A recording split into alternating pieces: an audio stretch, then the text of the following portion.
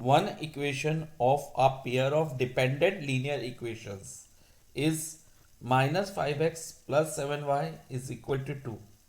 The second equation can be, बेटा इस question में वन इक्वेशन दी है of a pair of dependent linear equation. Pair means एक पेयर में दो इक्वेशन होंगी and also it is mention that they are dependent linear equation. Dependent means जब भी इक्वेशन डिपेंडेंट होगी ना तो उनका जो सोल्यूशन होंगे वो इनफाइनाइटली मैनी सोल्यूशन होंगे. क्या होंगे? Infinite solutions. ओके. अब उसमें इनफाइनाइट सोल्यूशंस है और हमें वन इक्वेशन दी है minus 5x plus 7y is equal to 2 और सेकेंड इक्वेशन हमें आइडेंटिफाई करनी है इन फोर ऑप्शन में से. तो बेटा ध्यान रखो, जब भी इक्वेशंस इस फॉर्म में हो a1x plus b1y plus c1 is equal to 0 और second equation a2x plus b2y plus c2 की फॉर्म में हो, फोर डिपेंडेंट इक्वेशन कह लो या और इनफाइनाइट सोल्यूशन कह लो. और एक और चीज हम इसको कहते हैं बेटा, क्या कहते हैं? कोइंसिडेंट लाइन इनफाइनाइट सोल्यूशन के केस में. तो a1 upon a2 equal to क्या होता है? b1 upon b2 equal to c1 upon c2. तो ये कंडीशन सेटिस्फाई होनी चाहिए. अब बेटा हम क्या करेंगे, इक्वेशन वन तो जो हमें गिवन है उसको लेंगे, लेकिन इसमें एक चीज का ध्यान रखना है. इक्वेशन वन में जो कांस्टेंट टर्म है ना वो हमारी कहाँ पर है? आर एच एस में है. आर एच एस में राइट हैंड साइड में है और सी वन कहाँ होना चाहिए? एल एच एस में. देखो इस इक्वेशन में, तो इसको हम एल एच एस में शिफ्ट कर लेंगे. -2 इज इक्वल टू 0 कर लेंगे. ओके. अब हम a1 अपॉन a2 निकालेंगे पहले, b1 upon b2, c1 upon c2. Equation one तो इसको मानेंगे और इक्वेशन टू हम चेंज करते रहेंगे डिपेंडिंग ऑन ऑप्शन. पहले ऑप्शन ए को इक्वेशन टू, फिर ऑप्शन बी को इक्वेशन टू और फिर हम ऑप्शन सी को इक्वेशन टू मानेंगे, फिर ऑप्शन डी को मानेंगे equation two.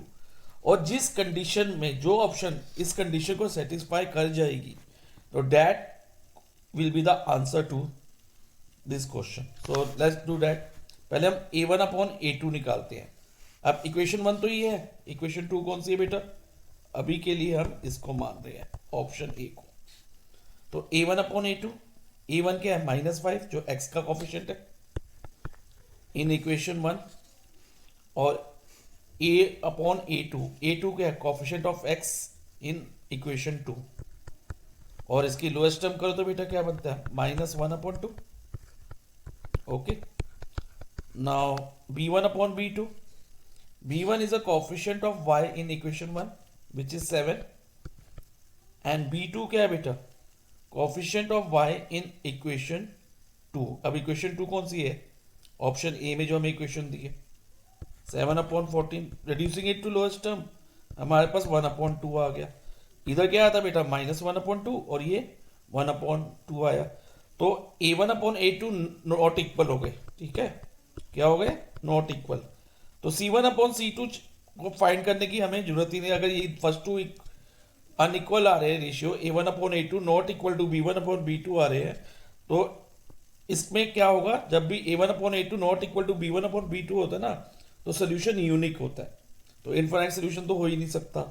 So option A हमारा आंसर नहीं रहेगा, तो इसको मैं क्रॉस आउट कर देता हूं. अब हम ऑप्शन बी को चेक करते हैं बेटा. ऑप्शन बी के लिए इक्वेशन वन तो यही रहेगी, ये वाली. अब इस बार इक्वेशन टू इसको हटा के हम ये वाली इसको मान लेते हैं, ऑप्शन बी वाली इक्वेशन को इक्वेशन टू ले लेते हैं. अब ध्यान देने की बात है बेटा, अगेन a1 अपॉन a2 करेंगे. a1 तो -5 रहेगा और a2 क्या रहेगा? -2. x का कोफिशिएंट इक्वेशन टू में -10, सो ओके -10 रहेगा और माइनस माइनस कट गया और 5 अपॉन 10 को हम 1 अपॉन 2 कर सकते हैं. ओके. अब b1 अपॉन b2, b1 क्या है?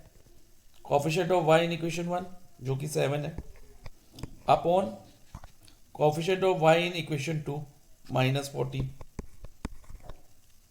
तो कट किया, -1 अपॉन 2 आया. तो अभी भी क्या a1 upon a2 equal to b1 upon b2 आया? नहीं आया. तो इसका मतलब ये भी इनफाइनाइट मैनी सोल्यूशन नहीं है, it is a case of unique solution. ठीक है, तो ऑप्शन बी भी हम क्रॉस आउट कर देंगे। अब हम ऑप्शन सी चेक करते हैं। ऑप्शन सी में भी a1/a2 निकालेंगे पहले। a1/a2 में a1 क्या है -5 और a2 -10।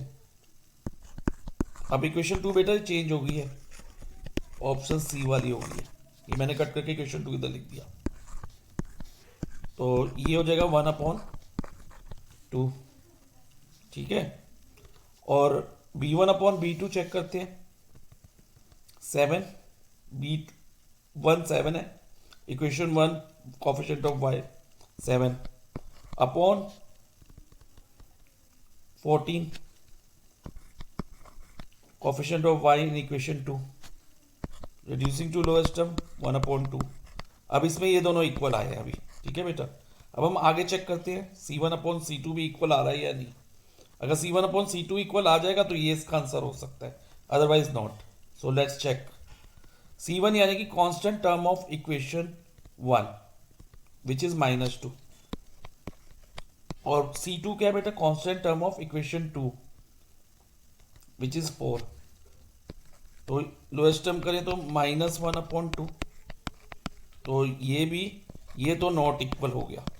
यानी कि इस बार क्या हुआ, a1/a2 equal to b1/b2 but not equal to c1/c2। और ये कंडीशन कब होती है बेटा, जब इक्वेशन के कोई सोल्यूशन नहीं होगा, that mean it has no solution, parallel lines, याद करो। ओके, तो इसको हम क्रॉस कर देंगे, इन्फिनिटी मैनी सोल्यूशन इसमें भी नहीं आया। अब हम इक्वेशन डी को चेक करते हैं, यानी कि जो ऑप्शन डी में हमें इक्वेशन दी है उसको चेक करते हैं। तो इसमें पहले बेटा देखो ध्यान से, जो इसकी कांस्टेंट टर्म है ना वो कहाँ पर है, राइट हैंड साइड में, तो इसको लेफ्ट हैंड साइड में होना चाहिए, क्योंकि c1 हमारा जो इक्वेशन में लेफ्ट हैंड साइड में है।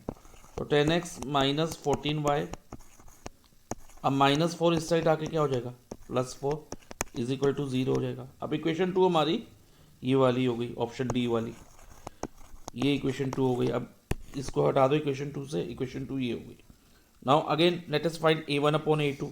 a1 -5 इक्वेशन 1 में x का कोफिशिएंट अपॉन a2 10 x का कोफिशिएंट इन इक्वेशन 2, और लोएस्ट टर्म करो तो बेटा -1/2। अब ऐसे ही b1 7 रहेगा, 7 और b2 इज -14। ओके, और लोएस्ट टर्म -1/2। अब c1/c2 constant term of equation 1 which is -2 upon a2 constant term of equation 2 which is 4 reducing to lowest term -1/2। अब इस केस में बेटा ध्यान से देखो, a1/a2 किसके इक्वल हो गया, b1/b2 के, एंड इक्वल टू c1/c2, यानी कि तीनों रेशियो इक्वल हो गए। तो a1/a2 equal to b1/b2 equal to c1/c2 हो गया, किस ऑप्शन में, ऑप्शन डी में। सो ऑप्शन डी जो होगी ना हमारा आंसर रहेगा, ऑप्शन डी वाली equation. So our answer is option D.